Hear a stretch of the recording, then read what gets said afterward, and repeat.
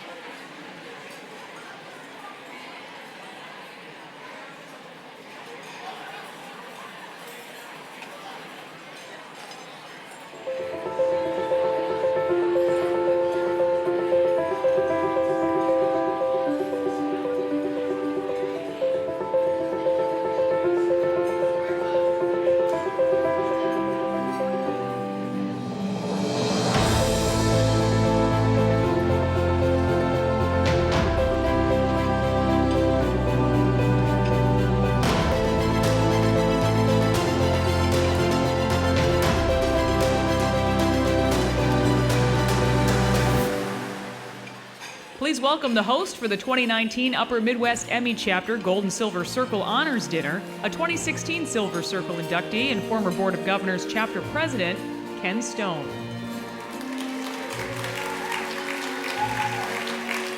Thank you very much, and good evening. Welcome to our 20th anniversary celebration. We know there's going to be a lot of noise associated with getting dinner served, but we do ask, please turn your cell phone ringers off. We got a big night planned to honor your accomplishments. We're going to reminisce a bit on the past 20 years of our chapter's history and also talk just a little bit about what we can all do for the chapter's future. We're going to begin tonight by inducting 4 people into the Upper Midwest Emmy Chapter Gold and Silver Circle Honor Society. The Gold Circle symbolizes 50 years. The Silver Circle recognizes 25 years or more. The individuals that we are honoring tonight have made a significant contribution to the TV industry, well above and beyond that required by their job.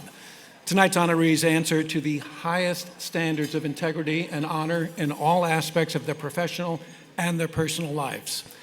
And we're going to begin with someone who's leaving the anchor chair after more than 30 years serving the Cedar Valley in eastern Iowa. Bruce Awney started in radio when he was in high school in Brainerd, Minnesota. After he served in the Army, Bruce cut his TV teeth in Mankato in the early 1970s. After jobs in Mason City, Iowa, stations in Illinois and Chicago, Bruce found a home as an anchor and reporter at KCRG TV in Cedar Rapids. That was in 1986, a career that has taken him all over the world. Good evening, everyone. I'm Bruce Downey, and welcome to Return to Russia. Bruce Downey's broadcasting career spans more than 50 years.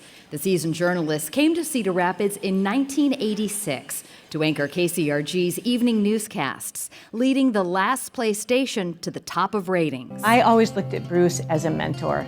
He set the bar for journalistic excellence. He taught me how to write. He taught me about on-air presence.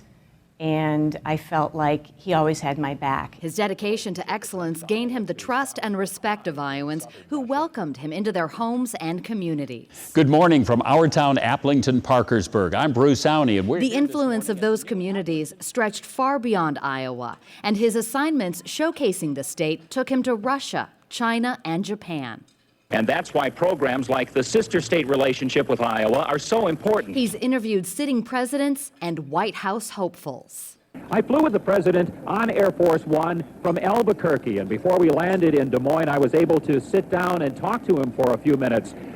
once again, we're in a presidential race where the economy is really the driving issue.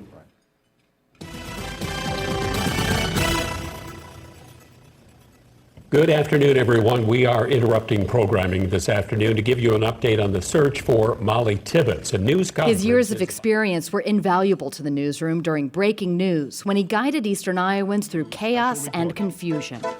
And good evening once again, everyone. I'm Bruce Downey, live in the Eyewitness Newsroom with TV9's continuing coverage of the Iowa City shootings this afternoon. Again, his ability to communicate critical information on the fly was never more important than in 2008 when historic flooding devastated Iowa.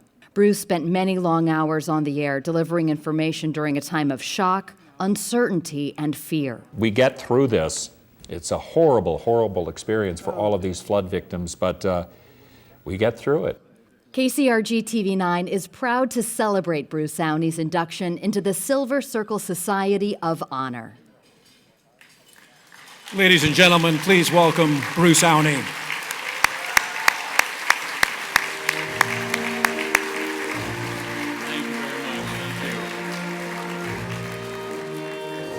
Thank you so much. How do you like that hair from years ago?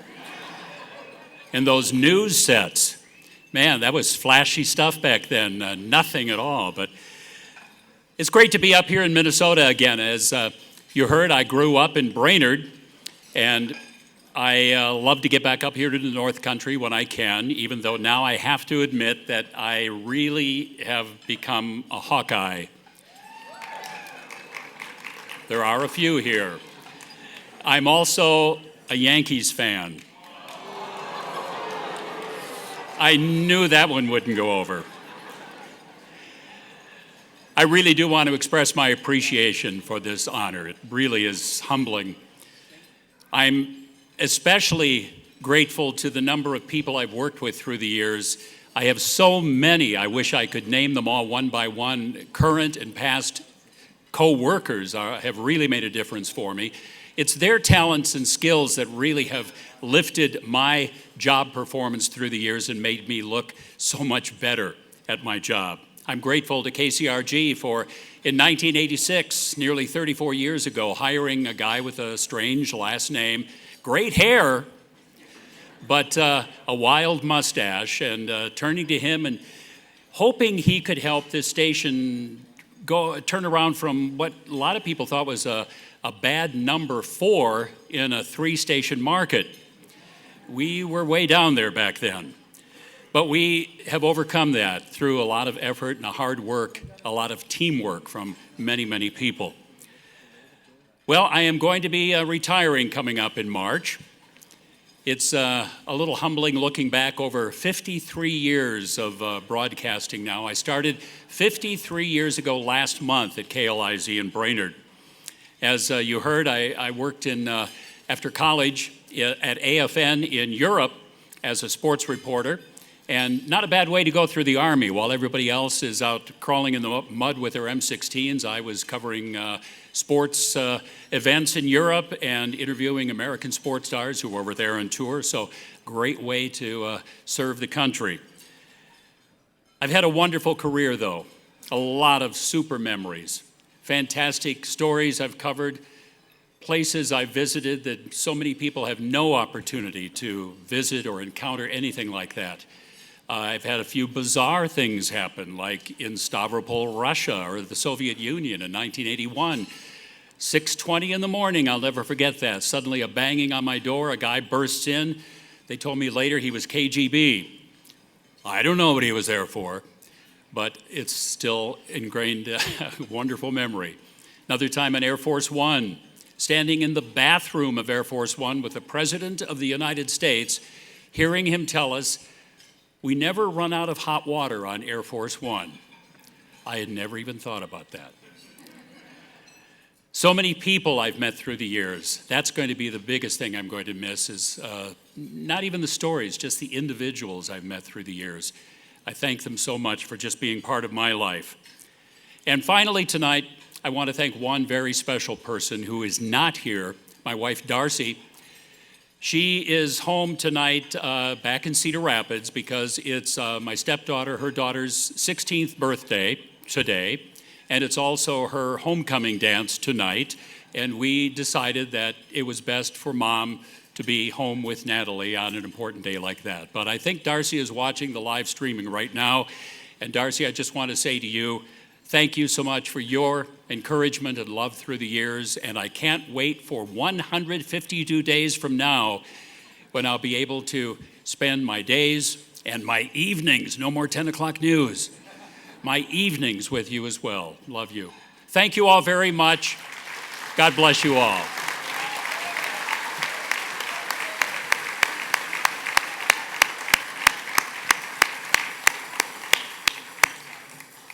This year's Circle class demonstrates a substantial commitment of service to our industry, our chapter, our communities, and those working or training to be in this profession. Jody Ritaka Carlini has worked in all facets of TV in front of and behind the camera. She's worked in TV news, corporate medical media, as well as independent video production. For the past decade, Jody devoted her skills to lead the Upper Midwest Emmy in an exciting direction. We interrupt your regular programming to tell you of a plane crash in northeastern Minnesota. An ABC News crew and KSTP News team, including medical producer Jody Ritaka, were in the KSTP newsroom, working behind the scenes on this breaking news story. Senator Paul Wellstone had died in a plane crash. Twin Cities award-winning journalist Jody Ritaka has been at the front lines reporting and producing on major news stories of the day for the past 45 years. Jody was inside the KSTP control room on August 24, 1994, producing live coverage during a manhunt for a killer who shot and killed St. Paul police officers Ron Ryan and Tim Jones and his canine, Laser. At the University of Colorado in Boulder, she also wrote daily evening news copy, interning at KOA-TV, now KCNC, and KMGH-TV in Denver. Governor Kay Orr is sounding like a candidate these days. Just 5 months into Jody's first job as a reporter, anchor, and producer at KNOP-TV in North Platte, Nebraska, Jody was named acting news director, making her one of the first female TV news directors in the country. It was also at KNOP-TV that Jody met the love of her life, Greg Carlini, her husband now of 35 years.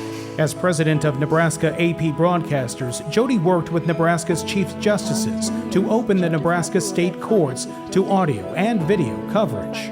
And for her coverage of the courts, she received the prestigious Law Day Award. Jody has worked in the Twin Cities media for more than 26 years, including 10 years at KSTP-TV. Joining me now is Leanne Brown. In 2005, Jody produced health stories recorded at the St. Paul Farmers Market for Minnesota Ingredients, broadcasted on Sunday mornings on KARE 11. Jody also produced hundreds of health stories as senior public relations and media producer at Healthies for more than a decade. Hello and welcome to Inside Healthcare. And for the past 14 years, Jody has hosted and produced this award-winning Twin Cities cable TV show, Inside Healthcare, on SCC-TV. Congratulations to all our recipients and our nominees tonight. Jody has served on the Upper Midwest Emmy Chapter Board of Governors and Foundation since 2011, volunteered as an awards chair for 2 years, and now is board president and national trustee alternate. She has a passion for our next generation of broadcast professionals. I should know, she's not only my Aunt Jody, She inspired my career in TV news. It's an epidemic that people don't want to address. My Aunt Jody loves giving back to help make a difference and help save lives. She has helped raise more than $500,000 for local nonprofits by volunteering and producing pro bono fundraising videos for organizations like the St. Paul Fire Foundation.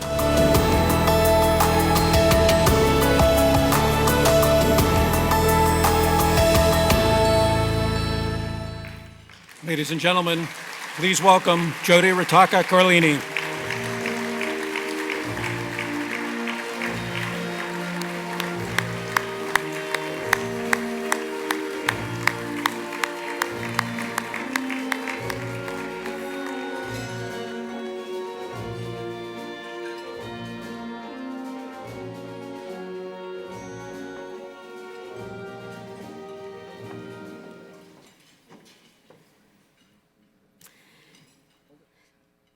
What a great honor. I'm humble and grateful from the bottom of my heart.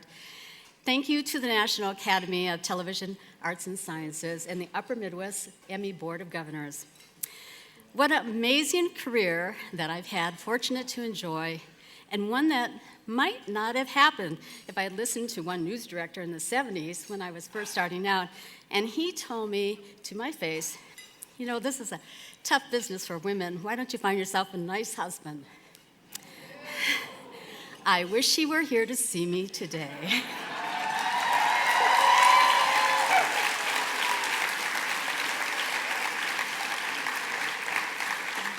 I am so thankful for the opportunities I've experienced, like becoming one of the country's first female news directors in the late 70s, and the opportunity to still be on TV more than 4 decades later, producing and hosting inspiring programs on Inside Healthcare for the past 14 years.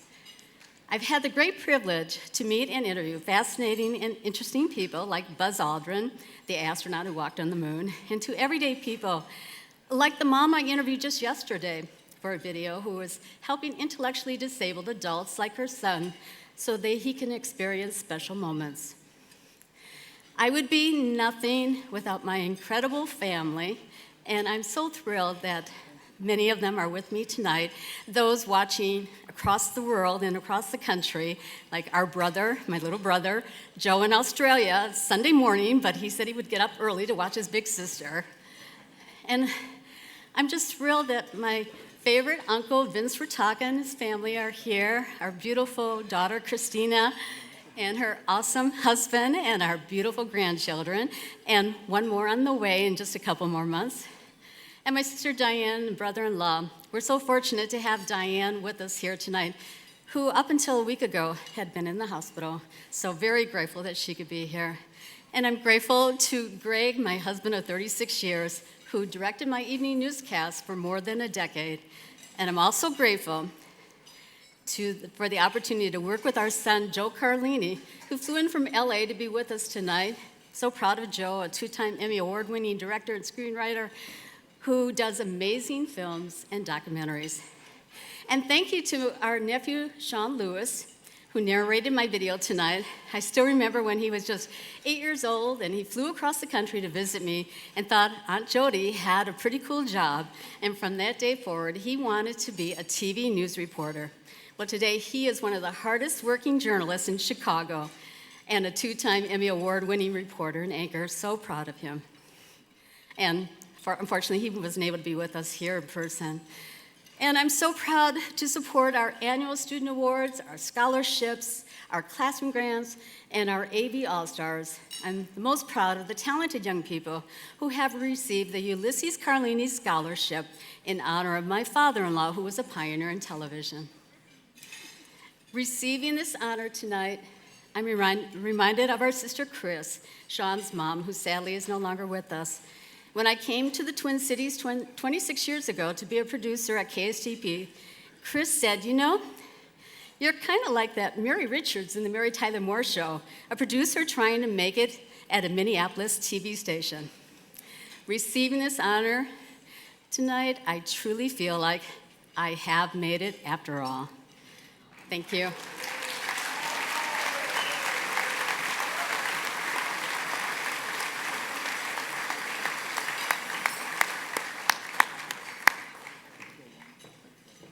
Jody's commitment to the Upper Midwest Emmy mission to help our next generation of media professionals will continue for many years.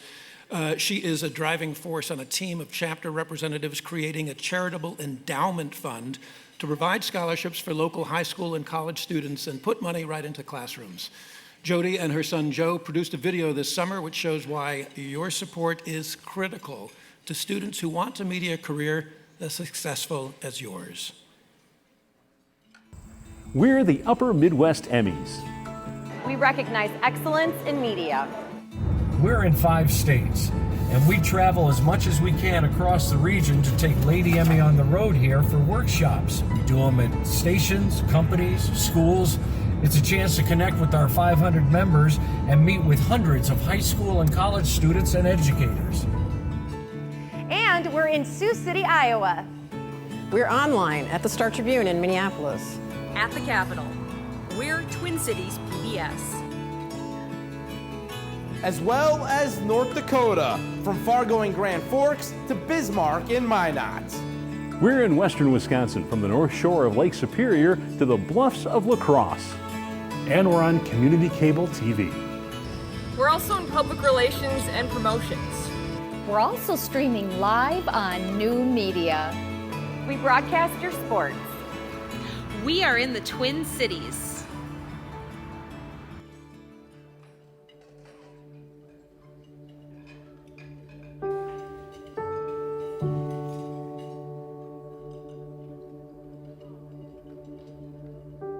Elected chairman of the National Academy of Television Arts and Science. It was a 4-year stint, and during that time, we would hear from local chapters, and I thought to myself, why isn't there a Twin Cities chapter? And when I got home, I started asking people, why isn't there one? And it was decided there should be one, and in order to get it going, we helped fund it.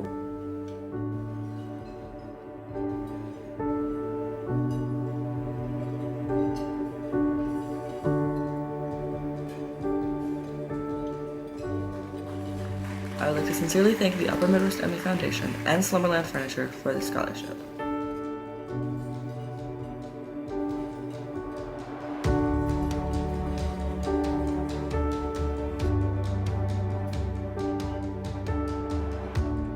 The scholarships is a great way to invest in students as they're coming up.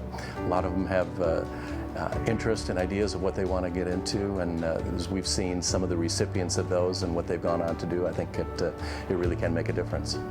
Hi, my name is Salah and I'm from Edison High School. First and foremost, I'd like to thank my parents for being there every day and for supporting me in everything I do. My name is Piper Shaw. I graduated from St. Cloud State in December. I'm now a reporter at NBC 15 in Madison. Hockey down at the Herb Brooks Center in St. Cloud, where the Huskies are hosting the Miami Redhawks. And you had to give a Prince song. What song would it be? Oh man, excuse me, but I need a mouth like you. Hopefully get those awards down the road. It's so nice to have that, to be recognized every now and then for what you do.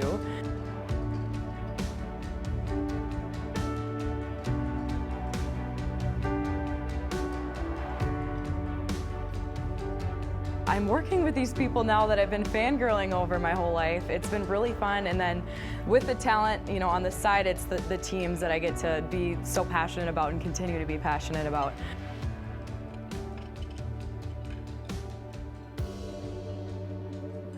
I expect nothing but the best from the Midwestern chapter. We're able to help a lot of people in the business and out of the business. And it just shows that the foundation is doing a wonderful job.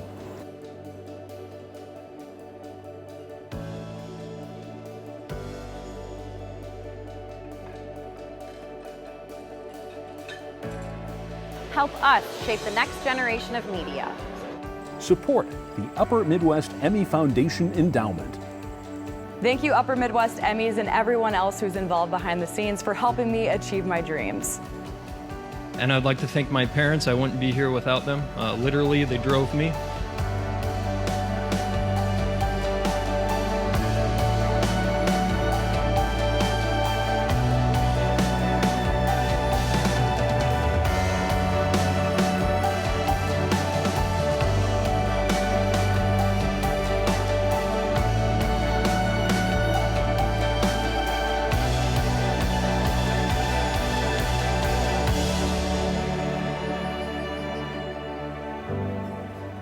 $200,000. That's remarkable.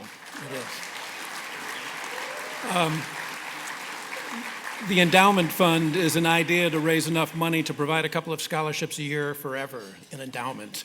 So try to remember how special tonight is for you and know that anything, even $20, goes right into the investment of our kids who are going into this industry. And no one knew the value of investing in our student and chapter's future better than Bob Franson. As you saw on the tape, Bob is an Upper Midwest Emmy Gold and Silver Circle inductee, a former board member. He created the Time Bank program the chapter still uses today. Now, most of you have no clue about what Time Bank is, but your salespeople do. And it helps us be one of the only chapters in the country that does not charge per name on entries. And that is a pretty big deal. As you saw, Bob passed away this summer at the age of 98. His family is here tonight, and we want to take a moment to remember Bob and honor his legacy as we celebrate our chapter's history tonight. Robert Carl Franson, Bob, as he liked us to call him, enjoyed a media career spanning more than 50 years. He graduated from the University of Minnesota School of Journalism in 1943. He joined the Army's Radio Communications School to learn Morse code. He announced the news at the base, which led to producing the variety show GI Breakfast Club on Sioux Falls radio station KELO AM. Bob got his first job writing news for Cedric Adams at WCCO Radio. In 1949, he moved to a new medium, TV. At Channel 4, Bob hosted a kids' TV show as Cowboy Bob.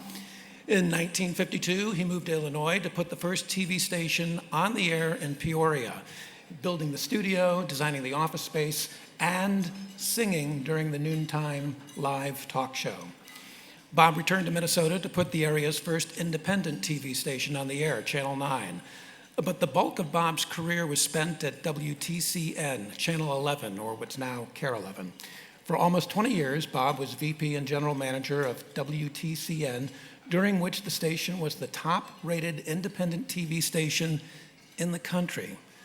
WTCN was the first to broadcast local sports, such as high school basketball and hockey, and the Minnesota North Stars and Twins. Later in his career, Bob established KITN-TV, Channel 29, and later worked for Hubbard Broadcasting in a variety of roles. Bob was a lifelong Minnesotan, and he loved all things Minnesota. His second love was Montana, where he rode horses and was an expert fly fisherman. And when Bob was 94, legend has it that he was the oldest to ever fish the Bighorn River. Most of all, Bob adored his family. He made everyone feel special and loved.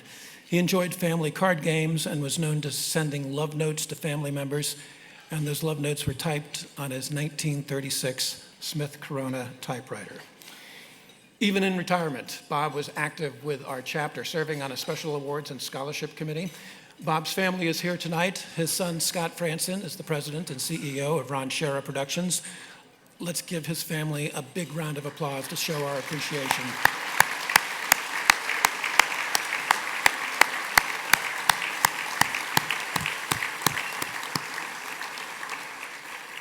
The applause was nice, but Bob's family says you can honor his legacy by also donating to the Upper Midwest Emmy Foundation. Tonight, the Upper Midwest Emmy Foundation is announcing those donations will go to the creation of the Bob Franson Leadership Scholarship. We place contribution forms at your table. You can write a check tonight. You can place it and the form in the envelope and drop them off at the silent auction checkout table later tonight, or you can mail them in. And right now, I'd like to throw out a special challenge to some of my former students at the J School. I served with Bob on the board. He was a great guy, and much of his work at that time was really an investment in you. So I'm asking you to invest in the next generation. My wife, Margaret, and I will match every dollar that you contribute, up to $500. The challenge is good not only for my former students who are here tonight, but also those who aren't, so spread the word. And let's see if we can put the first $1,000 into that fund. And for all of your donations, any amount, it goes right to our kids who want to have a great career in this business, just as all of you here tonight. Speaking of which, tonight's Circle honorees not only represent the time committed to their profession, but also commitment to their communities. Angela Kennecke has been an anchor and reporter at KELO TV in Sioux Falls for nearly 3 decades. Her professional passion is investigative stories, but a personal tragedy a couple of years ago led to a new passion, one to help families dealing with opioid addiction.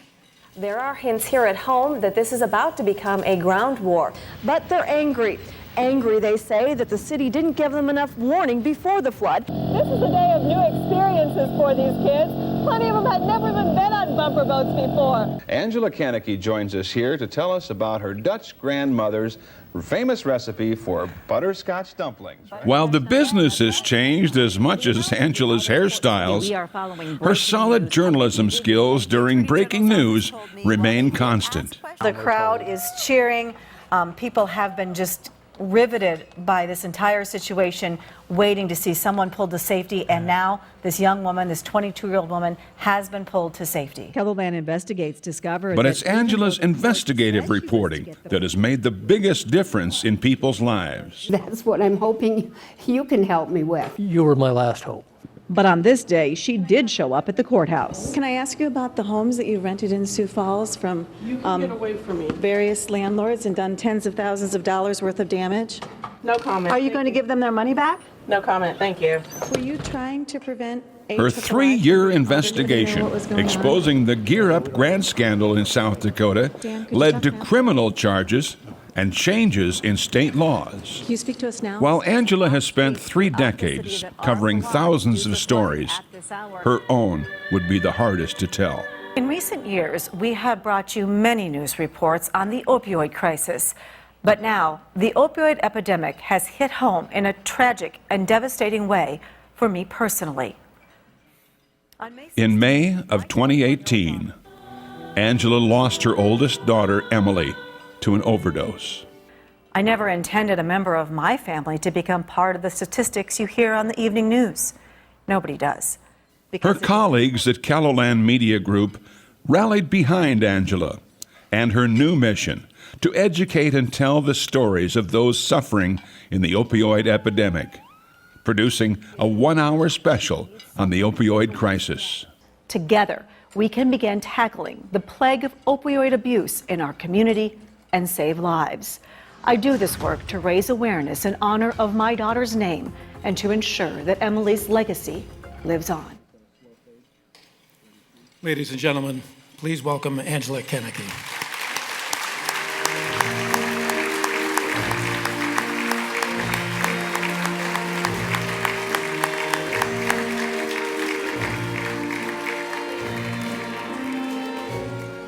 Thank you. Will sharing my own personal tragedy be my legacy as a journalist? As Maya Angelou told Oprah, you have no idea what your legacy will be. Your legacy will be what you do every day. Your legacy is every life that you've touched, every person whose life was either moved or not. It's every person that you've harmed or helped. That's your legacy. I decided when I was 12 that I wanted to go into broadcasting. I was sitting in my parents' basement watching the Barbara Walters specials. And during these very popular shows, Walters interviewed everyone from celebrities to heads of state.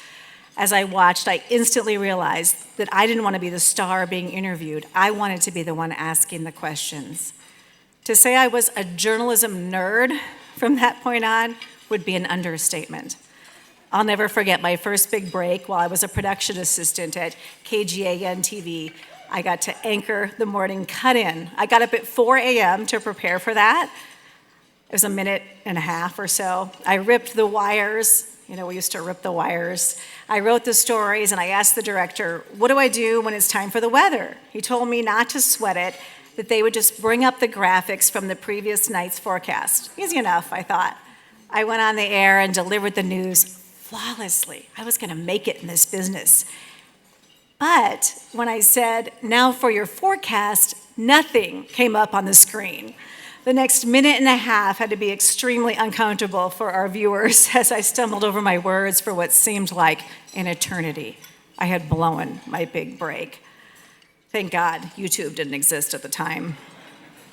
I spent months looking for a full-time reporter position, calling into Media Line from a landline and sending out 3/4-inch tapes of my reel. I got an offer in Rapid City for Kello TV.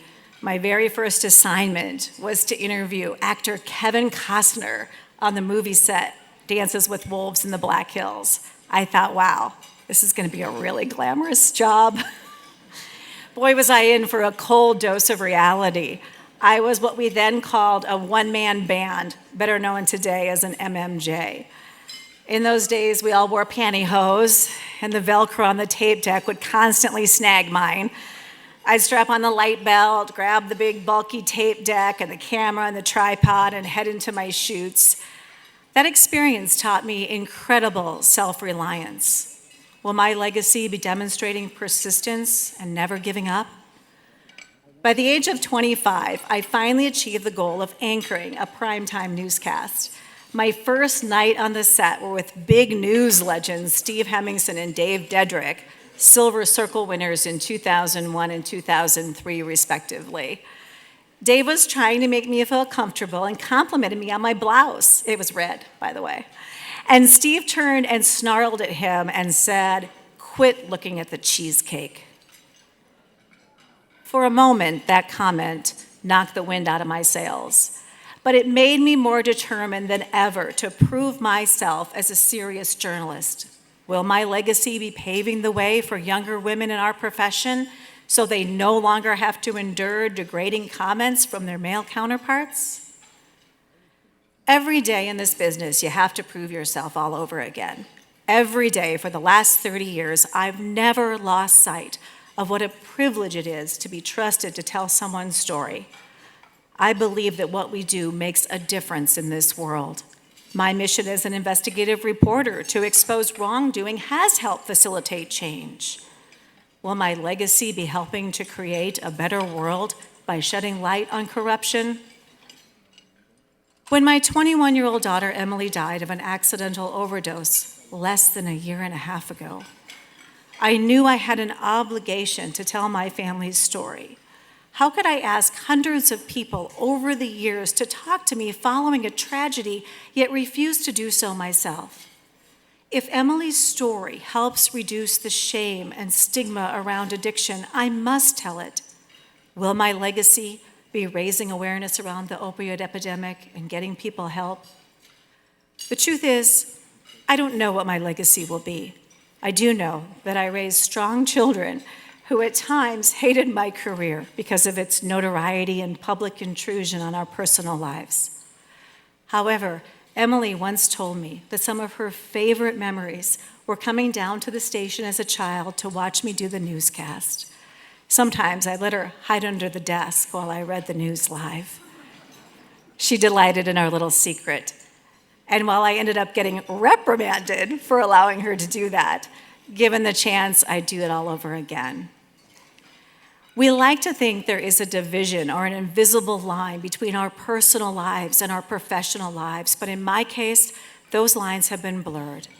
I am so grateful that I have the support and the platform of Keloland Media Group, my news director, Beth Jensen, my GM, Jay Huizinga, all of my coworkers, especially Michael Guerin and Kevin Kiergaard. I wouldn't be standing up here tonight if it weren't for those two guys.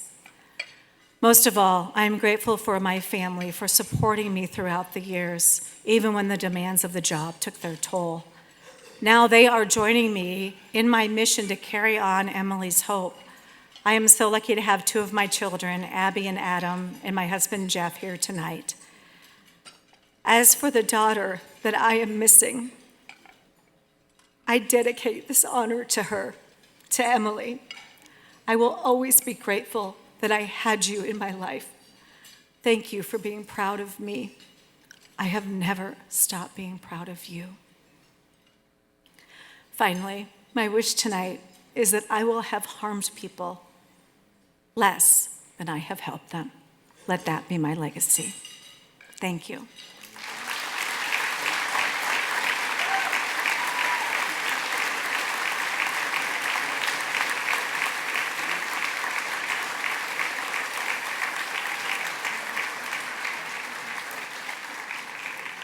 Our final circle honor tonight is the Gold Circle. Gold Circle, that's more than 50 years in the business, 50.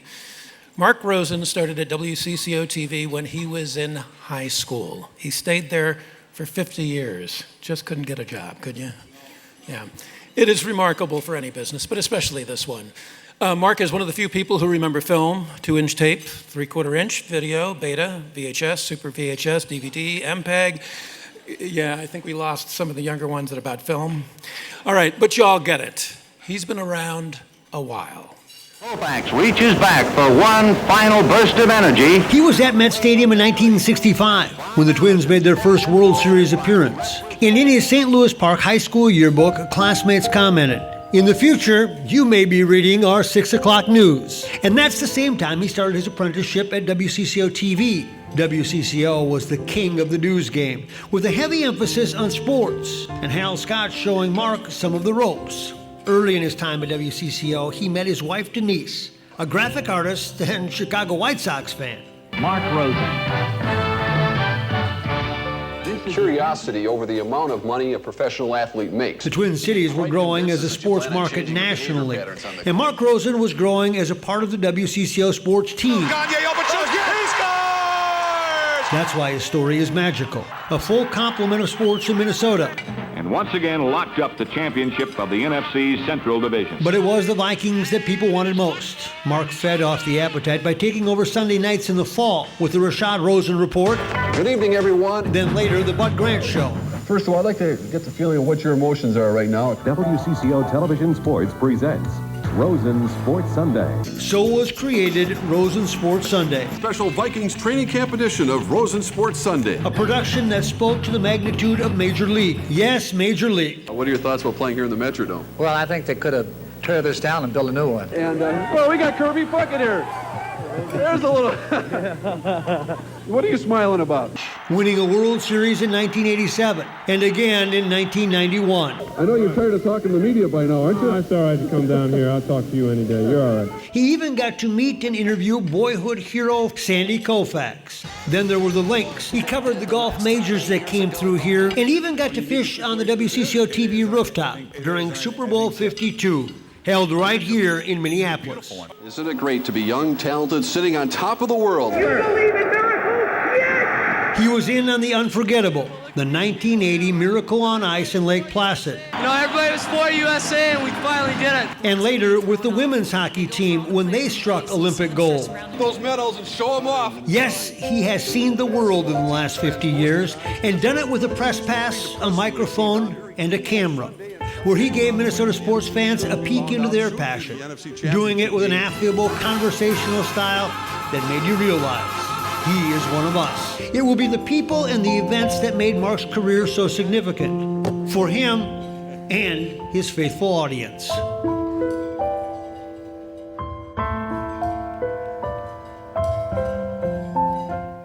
Ladies and gentlemen, please welcome tonight's Golden Boy, Mark Rosen.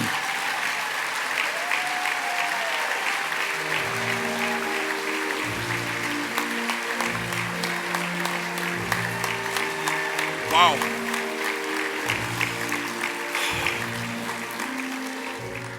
Thank you so much. I was in the hallways of the Vikings facility last week at TCO, and I was there to tape my radio show with Kirk Cousins, and I ran into Mike Zimmer, and he came up. Somebody just started booing him? Wow, this is a great, they haven't kicked off yet for tomorrow. He came up to me and he said, "I thought you retired." I said, "Not until you win a Super Bowl." And then I thought to myself, I really don't want to work until 99 like Sid Hartman. It crossed my mind. I'm going old school here tonight since I grew up without a teleprompter. We didn't know what those things existed. So, and unfortunately, my handwriting has gotten worse over the years, as my daughter knows.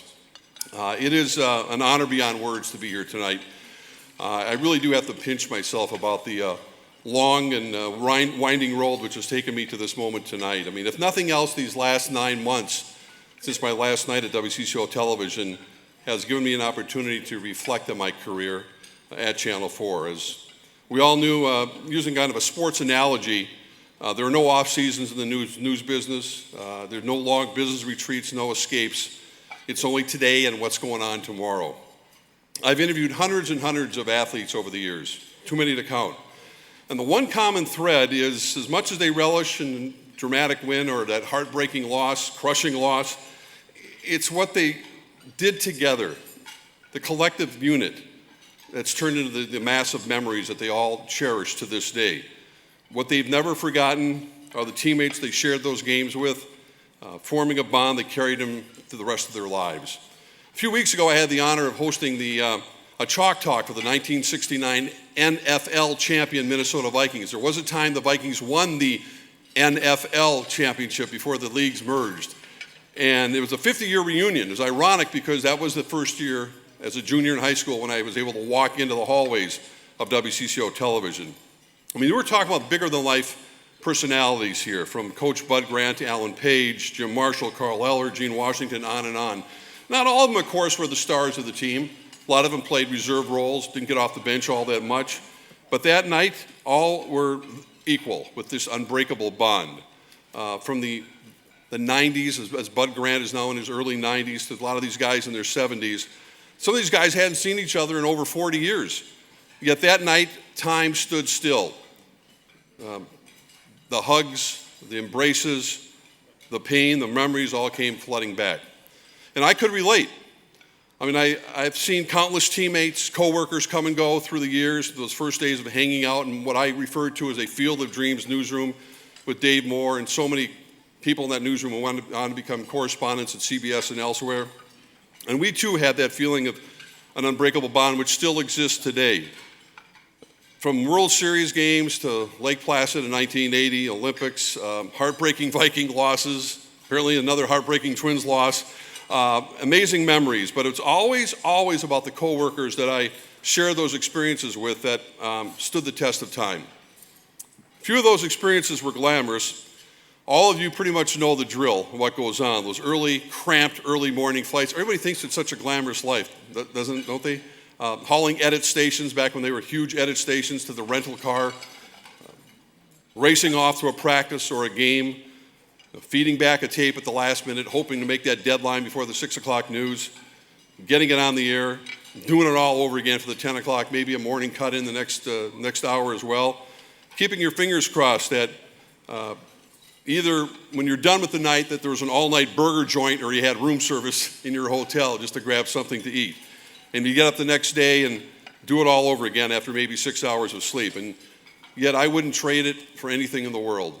The adrenaline rush, the shared experience with your coworkers, with your photojournalists, maybe your engineer, if you're lucky enough, a producer.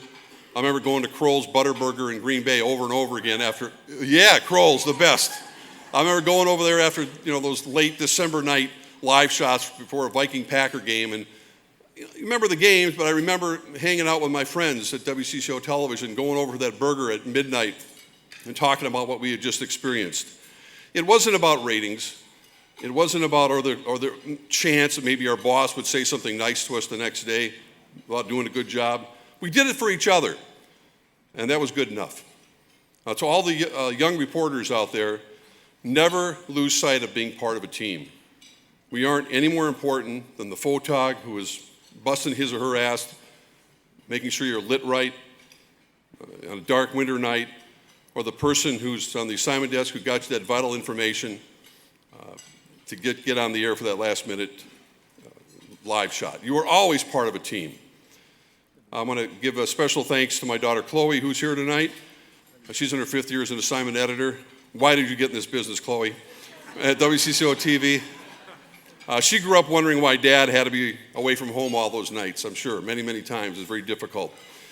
And now after 40 plus years, on Sunday nights, at work, when I hear that familiar opening for 60 Minutes, I'm actually having dinner with my family at home for the first time in 42 years instead of eating a Chipotle at my desk.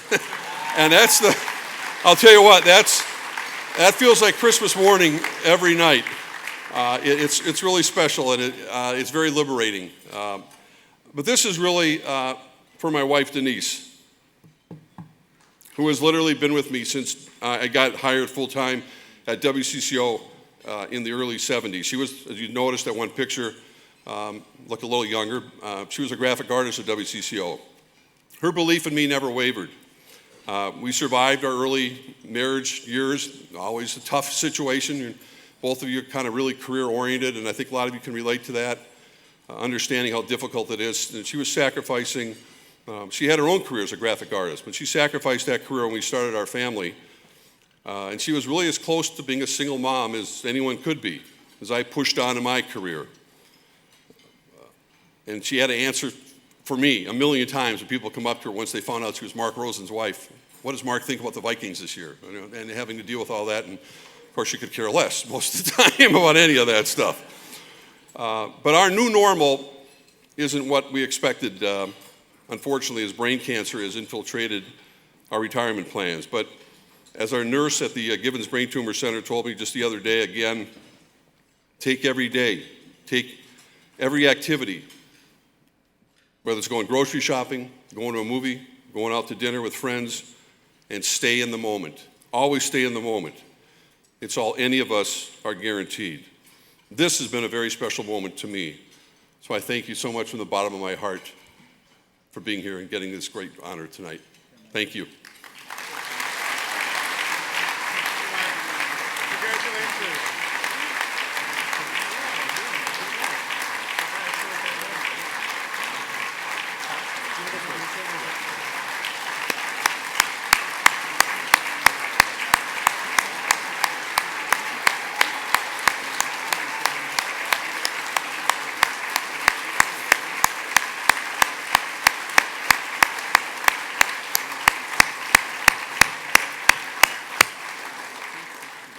All right, and now that you're just standing O for Mark, could we have one last round of applause for all of our Circle honorees tonight?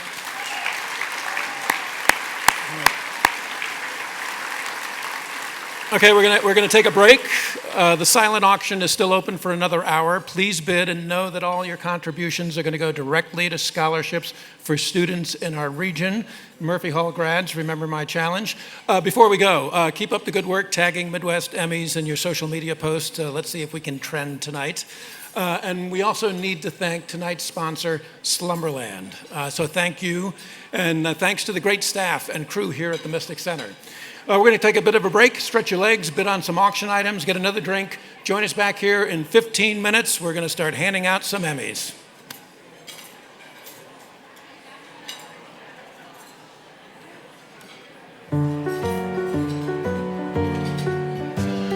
This is the sofa that talks to the coffee table, that sits on a soft, warm rug. This is the lamp that lights the chair, that holds the reader, that loves that chair. This is the dresser that matches the nightstand next to the bed that makes dreams happen. This is the house that Slumberland built. It's a good life.